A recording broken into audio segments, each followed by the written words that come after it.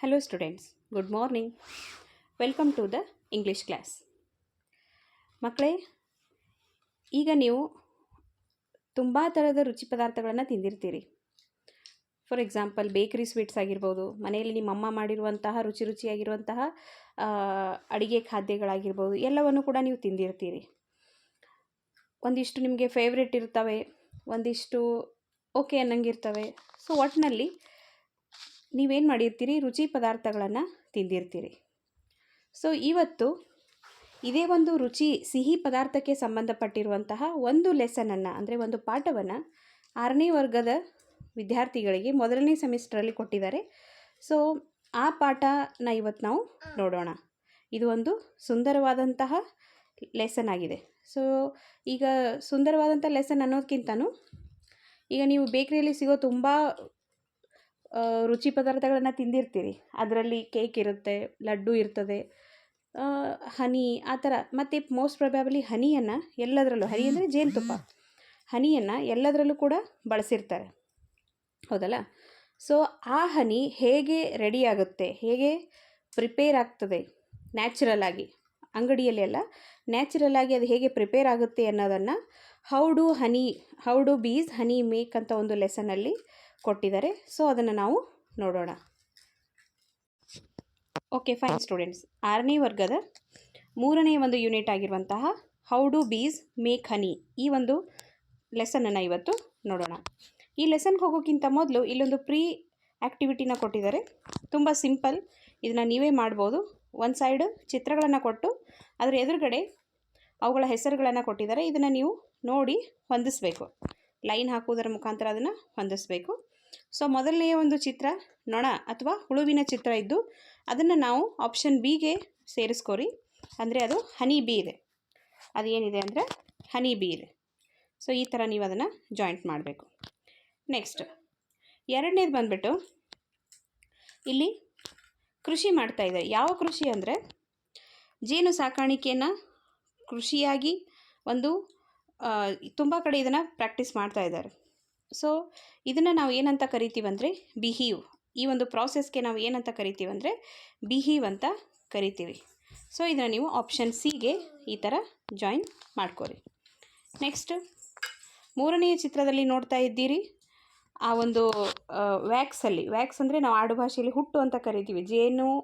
ಹುಳು ಜೇನುತುಪ್ಪವನ್ನು ಮಾಡುವ ಸಮಯದಲ್ಲಿ ಅದರ ಹಿಂದುಗಡೆ ಹುಟ್ಟನ್ನು ಮಾಡಿರ್ತದೆ. ಆ ಹುಟ್ಟಿನ ರಂಧ್ರದಲ್ಲಿ ಈ ಥರ ತುಪ್ಪವನ್ನು ಸೇವ್ ಮಾಡಿಟ್ಟಿರ್ತದೆ. ಸೊ ಇದನ್ನು ನಾವು ಏನಂತ ಕರಿತೀವಿ ಅಂದರೆ ಹನಿ ಮೇಕಿಂಗ್ ಪ್ರಾಸೆಸ್ ಅಂತ ಕರಿತೀವಿ. ಇದನ್ನು ನೀವು ಆಪ್ಷನ್ ಡಿ ಜೊತೆ ಸೇರಿಸ್ಕೋರಿ. ಕೊನೆಯ ಒಂದು ಚಿತ್ರವನ್ನು ನೀವು ನೋಡ್ತಿದ್ದೀರಿ. ಇಲ್ಲಿ ಗಿಡದಲ್ಲಿ ಅಂದರೆ ಈ ಎಲ್ಲ ಜೇನುನೊಣಗಳು ಏನು ಮಾಡ್ಯಾವಂದ್ರೆ ಜೇನು ತುಪ್ಪವನ್ನು ರೆಡಿ ಮಾಡಲಿಕ್ಕೆ ವ್ಯಾಕ್ಸನ್ನು ಮೊದಲು ರೆಡಿ ಮಾಡಿ ಅದ್ರ ಸುತ್ತ ಅವೆಲ್ಲ ಕೂಡ್ಕೊಂಡು ಕೂತಿದ್ದಾವೆ. ಇದನ್ನು ಹನಿ ಕೋಂಬ್ ಅಂತ ಕರೀತಾರೆ, ಆಪ್ಷನ್ ಎ. ಸೊ ಈ ರೀತಿಯಾಗಿ ಒಂದು ಪ್ರೀ ಆ್ಯಕ್ಟಿವಿಟಿನ ಅವ್ರು ನಿಮ್ಗೆ ಕೊಟ್ಟಿದ್ದಾರೆ. ಓಕೆ, ಈಗ ಪಾಠ ಹೇಗಿದೆ ಅಂದರೆ ಜೇನುಹುಳು ಅಥವಾ ಜೇನುನೊಣ ಯಾವ ರೀತಿ ಜೇನುತುಪ್ಪವನ್ನು ತಯಾರು ಮಾಡುತ್ತೆ ಅನ್ನೋದನ್ನು ಈ ಒಂದು ಲೆಸನಲ್ಲಿ ಕೊಟ್ಟಿದ್ದಾರೆ. ಅದನ್ನು ನೋಡೋಣ. ಸೊ ನೀವು ಒಂದು ಪೆನ್ಸಿಲನ್ನು ಕೈಯಲ್ಲಿ ಇಟ್ಕೊಂಡಿರಬೇಕು. ಜೊತೆಗೆ ನ್ಯೂ ವರ್ಡ್ಸ್ ಅಂತ ಬರ್ತಾವೆ, ಆ ನ್ಯೂ ವರ್ಡ್ಸ್ಗಳಿಗೆ ನೀವೇನು ಮಾಡಬೇಕು, ಅಂಡರ್ಲೈನ್ ಮಾಡ್ತಾ ಹೋಗಬೇಕು. ಜೊತೆಗೆ ಮಧ್ಯದಲ್ಲಿ ಒಂದಿಷ್ಟು ಪ್ರಶ್ನೆಗಳನ್ನು ಕೊಟ್ಟಿರ್ತಾರೆ. ಆಲ್ರೆಡಿ ಫಸ್ಟ್ ಸೆಕೆಂಡ್ ಲೆಸನಲ್ಲಿ ಅದನ್ನೆಲ್ಲ ನಾವು ಮಾಡಿದ್ದೀವಿ. ಅದನ್ನು ನೀವು ಆನ್ಸರು ಕೂಡ ಅಲ್ಲೇ ಟಿಕ್ ಮಾಡ್ತಾ ಹೋದರೆ ನಿಮಗೆ ಕ್ಲಾಸ್ ವರ್ಕ್ ಬರೀಲಿಕ್ಕೆ ಅಥವಾ ಫೇರ್ ಬರೀಲಿಕ್ಕೆ ಹೆಲ್ಪ್ ಆಗ್ತದೆ. So shall we start now? Okay, put your finger on the first line and first para. Honey is the oldest sweet used by people. It is a natural sugar made by bees. It contains sugar, proteins, iron, and calcium. We can digest honey very easily.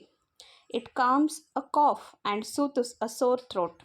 It is also known for its ability to kill bacteria. So ಈ ಒಂದು ಮೊದಲನೆಯ ಪ್ಯಾರಾಗ್ರಾಫಲ್ಲಿ ಏನು ಕೊಟ್ಟಿದ್ದಾರೆ ಅಂದರೆ ಜೇನುತುಪ್ಪ ಅನ್ನೋದು ಒಂದು ಹಳೆಯದಾದಂತಹ ಸಾಂಪ್ರದಾಯಿಕವಾಗಿ ಮತ್ತು ನೈಸರ್ಗಿಕವಾಗಿ ಸಿಗುವಂತಹ ರುಚಿ ಪದಾರ್ಥ. ಅದನ್ನು ಜನರು ಮುಂಚೆಯಿಂದನೂ ಬಳಸ್ತಾ ಇದ್ದಾರೆ. ಇದು ನೈಸರ್ಗಿಕವಾಗಿ ಸಿಗುವ ಒಂದು ಸಕ್ಕರೆಯ ಅಂಶ. ಯಾವುದರಿಂದ ಮಾಡಲ್ಪಟ್ಟಿರ್ತದೆ ಅಂದರೆ ಹುಳುಗಳಿಂದ, ಅಂದರೆ ನೊಣಗಳಿಂದ, ಬೀಸಿಂದ ಮಾಡಲ್ಪಟ್ಟಿರ್ತದೆ. ಈ ಒಂದು ಜೇನುತುಪ್ಪದಲ್ಲಿ ಏನೇನು ಇರುತ್ತೆ ಅಂದರೆ ಇಟ್ ಕಂಟೇನ್ಸ್ ಶುಗರ್, ಇದರಲ್ಲಿ ಸಕ್ಕರೆ ಅಂಶ ಇರ್ತದೆ, ಪ್ರೋಟೀನ್ ಇರ್ತದೆ, ಐರನ್ ಕಬ್ಬಿಣಾಂಶ ಇರುತ್ತೆ, ಮತ್ತು calcium. Iron, calcium, protein, sugar ಇವೆಲ್ಲ ನಮ್ಮ ದೇಹದ ಬೆಳವಣಿಗೆಗೆ ತುಂಬ ಮಹತ್ವವಾಗಿ ಬೇಕಾಗಿರುವಂತಹ ಅಂಶಗಳಾಗಿರ್ತವೆ.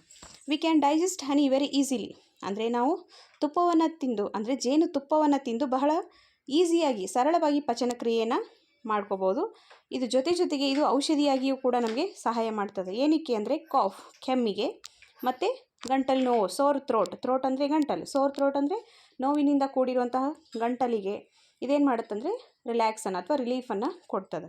So it is also known for its ability to kill bacteria. ಜೊತೆಗೆ ಇನ್ನೇನು ಮಾಡುತ್ತೆ ಅಂದರೆ ಕೆಟ್ಟ ಬ್ಯಾಕ್ಟೀರಿಯಾಗಳು, ನಮ್ಮ ಶರೀರಕ್ಕೆ ಹಾನಿಯನ್ನು ಉಂಟು ಮಾಡುವಂತಹ ಬ್ಯಾಕ್ಟೀರಿಯಾಗಳನ್ನು ಸಹ ಇದು ಸಾಯಿಸಲು ಅಥವಾ ಅದನ್ನು ಕೊಲ್ಲಲು ಸಹಾಯ ಮಾಡುತ್ತೆ. ಈ ರೀತಿಯಾಗಿ ಒಂದು ಮೊದಲನೇ ಪ್ಯಾರಾಗ್ರಾಫಲ್ಲಿ ಜೇನುತುಪ್ಪದ ಬಗ್ಗೆ ಕೊಟ್ಟಿದ್ದಾರೆ.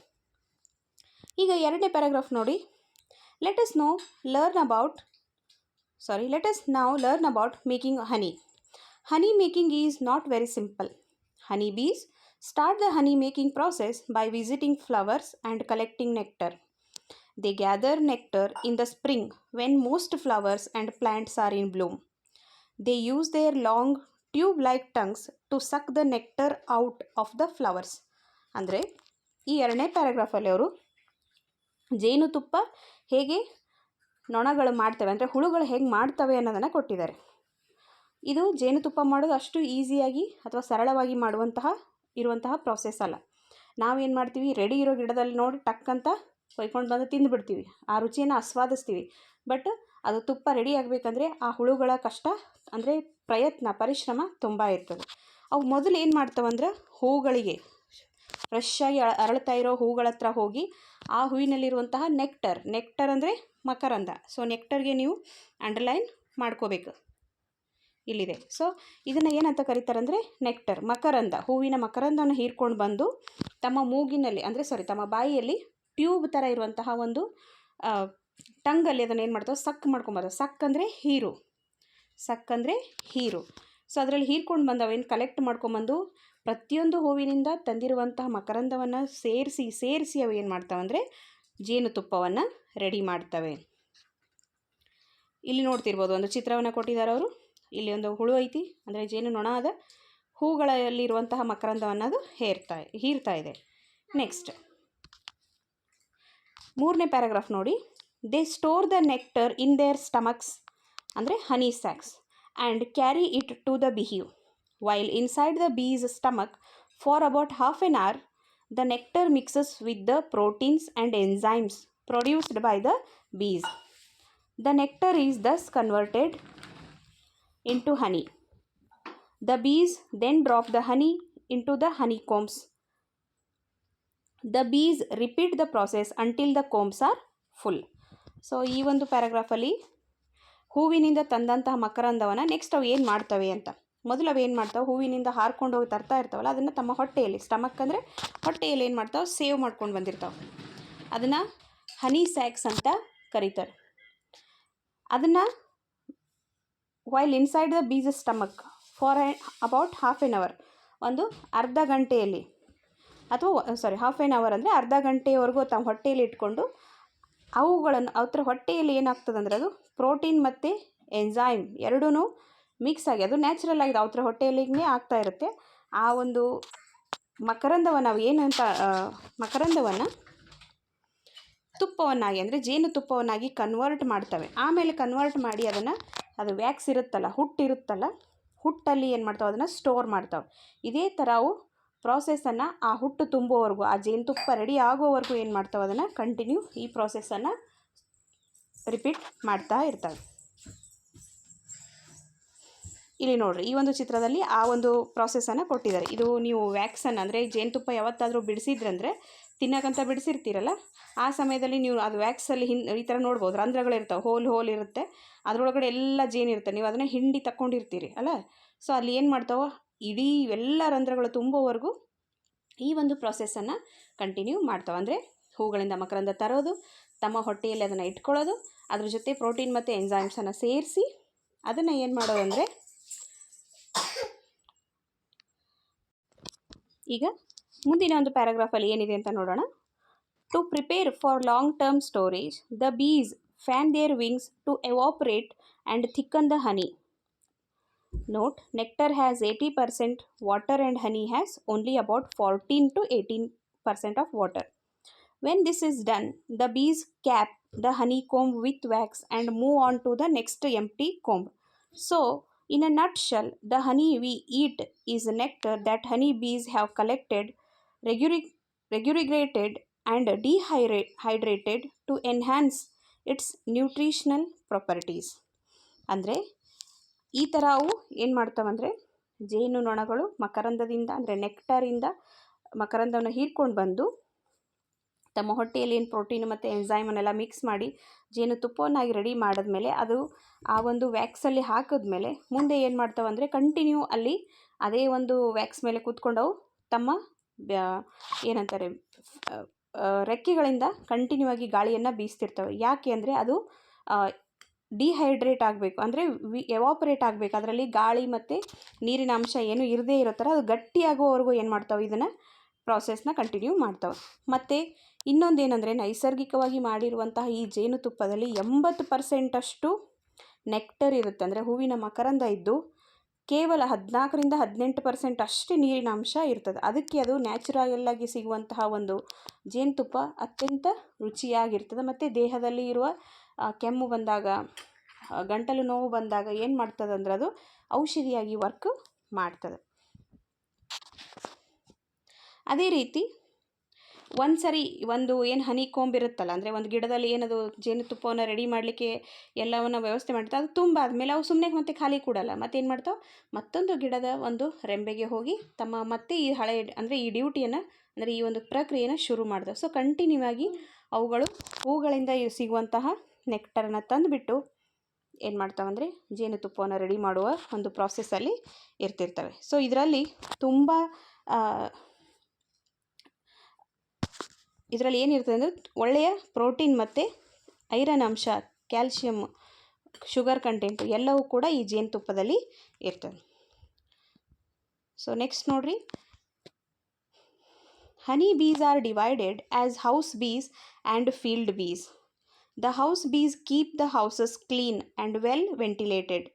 They build new combs to store honey. Field bees are older bees. They go away from the house. Their job is to search for nectar.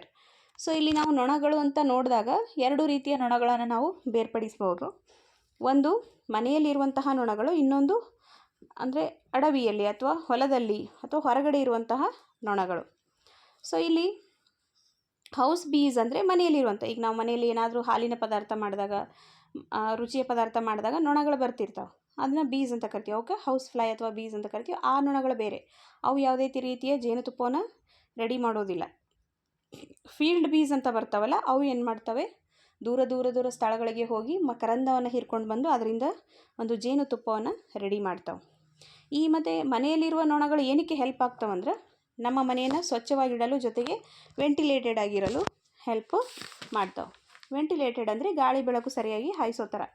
So they build new combs to store honey. ಈ ಹೊಲದಲ್ಲಿರುವಂತಹ ನೊಣಗಳು ಅಂದರೆ ಹುಳುಗಳು ಏನು ಮಾಡ್ತಾವೆ, ಈ ಒಂದು ಕಟ್ಟಿಗೆಗೆ ಜೇನುತುಪ್ಪವನ್ನು ರೆಡಿ ಮಾಡಲಿಕ್ಕೆ, ತಮ್ಮ ವ್ಯಾಕ್ಸನ್ನು ರೆಡಿ ಮಾಡ್ಕೊಳ್ಳೋಕ್ಕೆ, ಒಟ್ಟಿನಲ್ಲಿ ಜೇನುತುಪ್ಪವನ್ನು ರೆಡಿ ಮಾಡಲಿಕ್ಕೆ ಸಹಾಯವನ್ನು ಮಾಡ್ತಾವೆ. ಸೊ ಫೀಲ್ಡ್ ಬೀಸ್ ಆರ್ ಓಲ್ಡರ್ ಬೀಸ್. ಅಲ್ಲೇನು ಜೇನುತುಪ್ಪ ಮಾಡುವಂತಹ ಜೇನು ನೊಣಗಳಿರ್ತಾವಲ್ಲ, ಅವು ಹಳೆಯ ನೊಣಗಳು. ಮತ್ತು ಮನೆಯಲ್ಲಿರುವಂತಹ ನೊಣಗಳು ಹೆಂಗಿರ್ತಾವಂದ್ರೆ ಅವು ಹೊಸ ನೊಣಗಳು, ಅಂದರೆ ಆಗ ತಾನೇ ಹುಟ್ಟಿರುವಂಥ. ಅದನ್ನು ಹೇಗೆ ಅದು ಮುಂದೆ ಅವು ಕೂಡ ದೊಡ್ಡವಾದ ಮೇಲೆ ಹಾರಿಕೊಂಡು ಮೇ ಬಿ ಅವನು ಕೂಡ ಏನು ಮಾಡ್ಬೋದು, ಜೇನುತುಪ್ಪವನ್ನು ರೆಡಿ ಮಾಡಲಿಕ್ಕೆ ಅಥವಾ ಆ ಒಂದು ಕೆಲಸದಲ್ಲಿ ತೊಡಗ್ಬೋದು. Their job is to search for nectar. ಈ ಒಂದು ಹೊಲದಲ್ಲಿರುವಂತಹ ಅಥವಾ ಅಡವಿಯಲ್ಲಿರುವಂತಹ ನೊಣಗಳ ಕೆಲಸ, ಹುಳುಗಳ ಕೆಲಸ ಏನಂದರೆ ಮಕರಂದವನ್ನು ಹುಡುಕೋದು ಮತ್ತು ಅದನ್ನು ಸ್ಟೋರ್ ಮಾಡಿಕೊಂಡು ತರೋದು. ನೆಕ್ಸ್ಟ್ ಪ್ಯಾರಾಗ್ರಾಫ್ ನೋಡಿ. Honey bees do not live long. At the time of honey gathering season, they work very hard. As a result, a honey bee does not live longer than a month.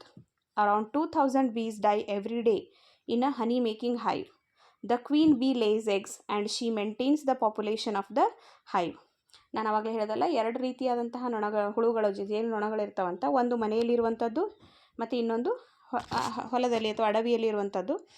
ಅಡವಿಯಲ್ಲಿ ಇರುವಂಥದ್ದು older ಅಂದರೆ ಸ್ವಲ್ಪ ವಯಸ್ಸಾಗಿರುವಂಥವು, ಹಳೆಯ ಅನ್ನೋಕ್ಕಿಂತನೂ ದೊಡ್ಡವು ಇರ್ತಾವಂತ. ಮತ್ತು ಮನೆಯಲ್ಲಿರುವಂಥವು ಸಣ್ಣ ಮರಿಗಳು, ಅದೇ ತಾನೇ ಹುಟ್ಟಿರುವಂತಹ ಸಣ್ಣ ಮರಿಗಳಿರ್ತಾವೆ. ಈ ಓಲ್ಡರ್ ಬೀಸ್ಗೆ ಅಂದರೆ ದೊಡ್ಡವು ಇರುವಂತಹ ನೊಣಗಳಿಗೆ ಜಾಸ್ತಿ ಆಯುಷ್ಯ ಇರುವುದಿಲ್ಲ. ಎಷ್ಟಿರುತ್ತೆ? ಪ್ರೊಬ್ಯಾಬ್ಲಿ 1 ತಿಂಗಳಷ್ಟೇ. ಸೊ ಒಂದು ದಿನಕ್ಕೆ 2000 ಬೀಸ್ ಅಂದರೆ ಈ ಮೋರ್ ದ್ಯಾನ್ 2000ಗಿಂತನೂ ಹೆಚ್ಚಿನ ಹುಳುಗಳು ಸತ್ತೋಗ್ತವೆ. ಯಾವುವು? ಜೇನು ನೊಣಗಳು. ಮತ್ತು ನೆಕ್ಸ್ಟ್ ದ ಕ್ವೀನ್ ಬೀ ಅಂದರೆ ಏನು ಹೆಣ್ಣು ನೊಣ ಇರುತ್ತಲ್ಲ, ಅದನ್ನೇನು ಮಾಡ್ತದೆ, ಒಮ್ಮೆನೇ ಬಹಳಷ್ಟು ಮೊಟ್ಟೆಗಳನ್ನು ಇಟ್ಟು ಆ ಸತ್ತೋಗಿರೋ ನೊಣಗಳ ಒಂದು ಪಾಪ್ಯುಲೇಷನ್ ಜನರೇಷನನ್ನು ಏನು ಮಾಡ್ತದೆ, ಅದು ಮೇಂಟೈನ್ ಮಾಡ್ತದೆ. ಸೊ ಈ ರೀತಿಯಾಗಿ ನೊಣಗಳ ಬಗ್ಗೆ ಅನ್ನೋದಕ್ಕಿಂತನೂ ಜೇನು ನೊಣಗಳ ಬಗ್ಗೆ, ಹೇಗೆ ಜೇನುತುಪ್ಪವು ರೆಡಿ ಆಗುತ್ತೆ ಅನ್ನೋದನ್ನು ಈ ಒಂದು ಪಾಠದಲ್ಲಿ ಕೊಟ್ಟಿದ್ದಾರೆ. ಇದು ಜೇನುತುಪ್ಪದ ಪಾಠ ಅಷ್ಟೇ ಸ್ವಲ್ಪ ಪ್ರಮಾಣದಲ್ಲಿ ಕೊಟ್ಟರೂ ಕೂಡ, ಈ ಜೇನು ನೊಣದಾಗಿರ್ಬೋದು, ಜೇನುತುಪ್ಪದ ಪಾಠ ಆಗಿರ್ಬೋದು, ಇದು ನ್ಯಾಚುರಲ್ ಆಗಿ ಸಿಗುವಂತಹ ಒಂದು ಬೆಸ್ಟ್ ಸ್ವೀಟ್. ಶುಗರನ್ನು ಒಳಗೊಂಡಿದೆ, ಐರನ್, ಕ್ಯಾಲ್ಶಿಯಂ, ಪ್ರೋಟೀನನ್ನು ಒಳಗೊಂಡಿರುತ್ತೆ. ಮತ್ತು ಇದನ್ನು ನಾವು ತುಂಬ ಡಯಟ್ ಮೇಂಟೆನೆನ್ಸಲ್ಲೇ ಯೂಸ್ ಮಾಡ್ತೀವಿ. ಬೆಳಗ್ಗೆ ಎದ್ದ ತಕ್ಷಣ ಬಿಸಿ ನೀರು, ಜೇನುತುಪ್ಪ, ನಿಂಬೆಹಣ್ಣು ಕುಡಿಬೇಕಂತ ಹೇಳ್ತಾರೆ. ಅಂದರೆ ನಮ್ಗದು ಏನು ಮಾಡ್ತದಂದರೆ ದೇಹಕ್ಕೆ ಸ್ವಲ್ಪ ಶಕ್ತಿಯನ್ನು ಒದಗಿಸ್ತದೆ. ಜೊತೆಗೆ ಇದು ಬೇಗ ಡೈಜೆಷನ್ ಆಗೋದ್ರಿಂದ ಯಾವುದೇ ತರಹದ ಪ್ರಾಬ್ಲಮ್ ನಮಗೆ ಆಗೋದಿಲ್ಲ. ಮತ್ತು ಎಲ್ಲ ಸ್ವೀಟಲ್ಲೂ ಕೂಡ ಇದನ್ನು ಸ್ವಲ್ಪ ಬಳಸಿರ್ತಾರೆ, ಡೆಕೋರೇಷನ್ಗಂತ ಬಳಸ್ತಾರೆ, ಟೇಸ್ಟ್ಗಂತ ಬಳಸ್ತಾರೆ. ಒಟ್ಟಿನಲ್ಲಿ ಜೇನುತುಪ್ಪ ಪ್ರತಿಯೊಬ್ಬರಿಗೂ ಅವಶ್ಯಕವಾಗಿರುವಂಥ ಒಂದು ರುಚಿ ಪದಾರ್ಥ. ಅಂಗಡಿಯಲ್ಲಿ ಸಿಗುವ ಜೇನುತುಪ್ಪ ತಂದು ತಿನ್ನೋದಕ್ಕಿಂತನೂ ನ್ಯಾಚುರಲ್ ಆಗಿ ಗಿಡದಿಂದ ಬಿಡಿಸಿ ತಿನ್ನೋದು ಅತ್ಯಂತ ಉತ್ತಮವಾದಂತಹ ಒಂದು ಸ್ವೀಟ್. ಸೊ ಈ ರೀತಿಯಾಗಿ ಈ ಒಂದು 3ನೇ ಯೂನಿಟಲ್ಲಿ ಹೌ ಡು ಬೀಸ್ ಮೇಕ್ ಹನಿ ಅಂತ ಒಂದು ಲೆಸನಲ್ಲಿ ಸಿಂಪಲಾಗಿ ಅವರು ನಿಮಗೆ ಹೇಳ್ಕೊಟ್ಟಿದ್ದಾರೆ. ಇದರಲ್ಲಿ ಏನಾದರೂ ತಿಳಿದೇ ಇದ್ದರೆ ನೀವೇನು ಮಾಡ್ಬೋದು, ಮತ್ತೆ ಇನ್ನೊಂದು ಸರಿ ಈ ವಿಡಿಯೋನ ನೋಡೋದ್ರ ಮುಖಾಂತರ ನೀವು ಪಾಠವನ್ನು ಅರ್ಥ ಮಾಡ್ಕೋಬೇಕು.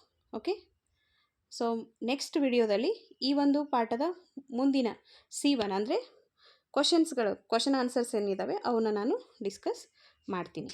Okay, thank you.